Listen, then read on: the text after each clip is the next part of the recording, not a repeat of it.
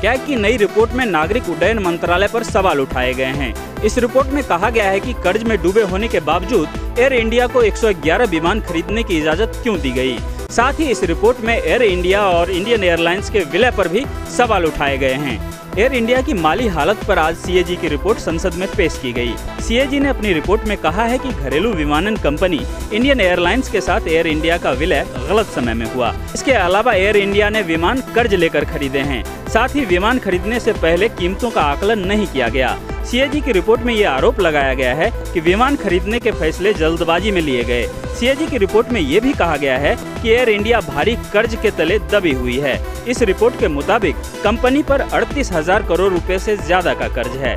बिना मोल भाव के 40,000 करोड़ रुपए की लागत से 111 विमान खरीदने का फैसला 2006 में लिया गया। बहुत ही जल्दबाजी में आनन फानन में इस फैसले को अमली जामा पहनाया गया।